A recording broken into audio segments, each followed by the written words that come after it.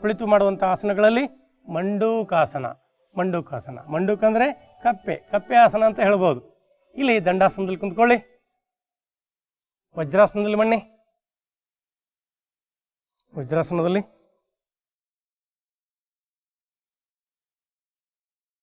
ನಾಲ್ಕು ಬೆಟ್ಟ ನಂತರ ಇರಲಿ.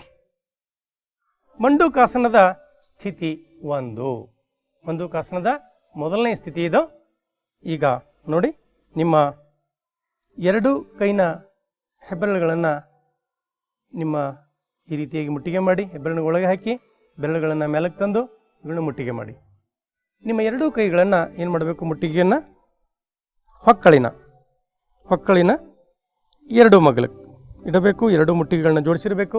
ದೃಷ್ಟಿ ಎದುರುಗಡೆ ಇರಲಿ, ದೃಷ್ಟಿ ಎದುರುಗಡೆ ಇರಲಿ.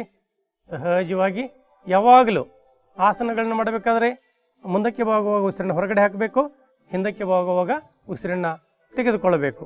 ಯಾಕೆಂದರೆ ಆ ಯೋಗಾಸನದ ನಿಯಮಗಳನ್ನು ನೀವೆಲ್ಲ ತಿಳ್ಕೊಂಡಿದ್ದೀರಿ. ಆ ಯೋಗಾಸನದ ನಿಯಮಗಳನ್ನ ನಾ ಎಲ್ಲ ನಿಮ್ಗೆ ಹೇಳಿಬಿಟ್ಟಿದ್ದೀನಿ. ಆ ಯೋಗಾಸನದ ನಿಯಮಗಳನ್ನ ಸರಿಯಾಗಿ ನೀವೇನು ಮಾಡಬೇಕು, ಹಿಂದಿನ ಸಂಚಿಕೆಯಲ್ಲಿರ್ತಕ್ಕಂಥ ಯೋಗಾಸನದ ನಿಯಮಗಳನ್ನ ತಿಳ್ಕೋಬೇಕು. ಆದರೂ ನಾನು ಪ್ರತಿಯೊಂದು ಆಸನದಲ್ಲಿ ಅವುಗಳನ್ನ ಹೇಳ್ತಾ ಹೋಗ್ತೀನಿ ನಾನು. ನೋಡ್ರಿ, ಈ ರೀತಿಯಾಗಿ ಹೊಟ್ಟೆಯ ಮೇಲೆ ಈ ರೀತಿಯಾಗಿ ಒತ್ತಡವನ್ನು ಹಾಕಬೇಕು. ಹೊಟ್ಟೆ ಮೇಲೆ ಒತ್ತಡವನ್ನು ಹಾಕಿ ಕೈಗಳನ್ನ ಮಗ್ಲಿಗೆ ತೊಗೊಂಡು ಉಸಿರನ್ನ ಹೊರಗಡೆ ಹಾಕ್ತಾ ಮುಂದಕ್ಕೆ ಬಾಗಬೇಕು. ಎದೆಯನ್ನು ಮೊಳಕಾಲಿಗೆ ಸ್ಪರ್ಶ ಮಾಡಬೇಕು, ಮುಖ ಮುಂದಕ್ಕೆ ಇರಬೇಕು.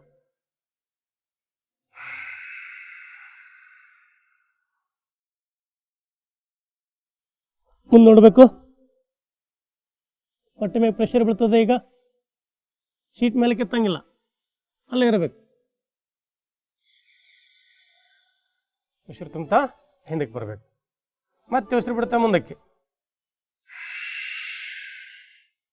ಹೊಟ್ಟೆ ಮೇಲೆ ಪ್ರೆಷರ್ ಹಾಕಿರ್ಬೇಕು. ಕೈಗಳನ್ನ ಮಗ್ಲಿಕ್ಕೆ ತೋಡ್ರಿ.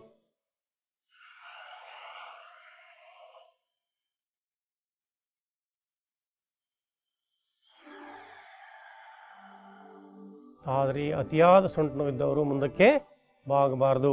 ಬಹಳ ಅತಿ ಸೊಂಟು ನೋವಿದ್ರೆ ಅವರು ಈ ವಜ್ರಾಸನದಲ್ಲಿ ಮುಂದಕ್ಕೆ ಬಾಗ್ಲಿಕ್ಕೆ ಹೋಗಬಾರ್ದು.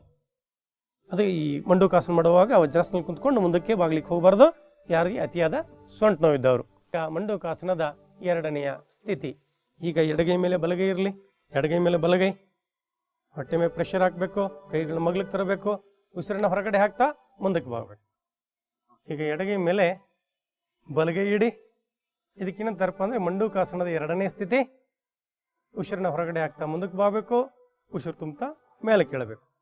ನಿಧಾನವಾಗಿ ನಿಮ್ಮ ಶರೀರದ ಮಾಂಸಖಂಡಗಳು ನಿಮ್ಗೆ ಎಷ್ಟು ಸಹಕರಿಸ್ತಾವನೋ ಅಷ್ಟಷ್ಟೇ ಮಾಡ್ತಾ ಹೋಗಿ. ಅತಿಯಾದ ಸೊಂಟು ನೋವಿದ್ದವ್ರು ಮಾತ್ರ ಮುಂದಕ್ಕೆ ಬಾಗಬೇಡಿ.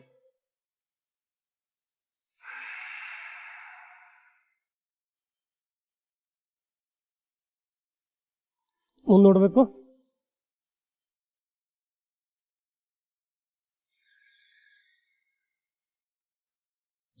ಮೇಲೆ ಇನ್ನೊಂದ್ಸರಿ ನೋಡಿ.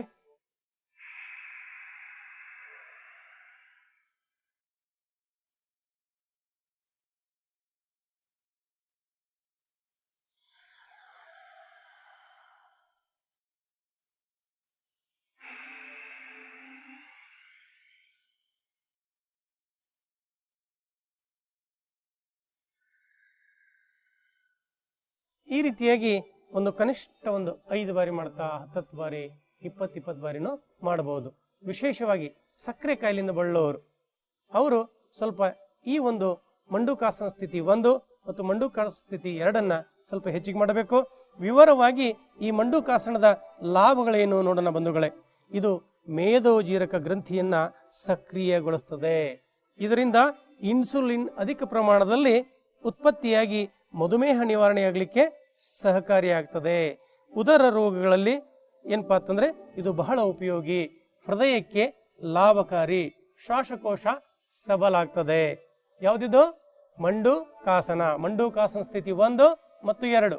ವಿಶೇಷವಾಗಿ ಈ ಪ್ಯಾನ್ಕ್ರಿಯಾಸ್ ಏನು ಮೇಜೋಜೀರಕ ಗ್ರಂಥಿ ಅಂತ ಹೇಳ್ತೀವಿ, ಇಲ್ಲಿ ಹೊಟ್ಟೆಯಲ್ಲಿ ಇರ್ತದೆ. ಅದು ಇನ್ಸುಲಿನ್ ಉತ್ಪಾದನೆ ಮಾಡೋದನ್ನ ಏನ್ ಮಾಡಿರ್ತದೆ?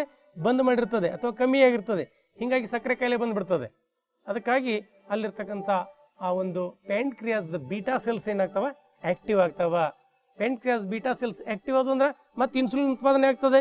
ಇನ್ಸುಲಿನ್ ಉತ್ಪಾದನೆ ಆದರೆ ನಾವು ತಿಂದಂಥ ಸಕ್ಕರೆಯುಕ್ತ ಪದಾರ್ಥಗಳು ಮತ್ತೇನಾಗ್ತಾ ಇರ್ತವೆ, ರಕ್ತದಲ್ಲಿ ಶುಗರ್ ನಾರ್ಮಲ್ ಇರ್ತದೆ. ಅದಕ್ಕಾಗಿ ಸಿಹಿನೂ ತಿನ್ಬೋದು ನೀವು. ಅದು ಸಿಹಿ ಮೂತ್ರ ರೋಗ ಬಂತಂತ ಗಾಬರಿ ಪಡಬೇಕಾಗಿಲ್ಲ. ಈ ಒಂದು ಮಂಡೂಕಾಸನ ಮಾಡಿ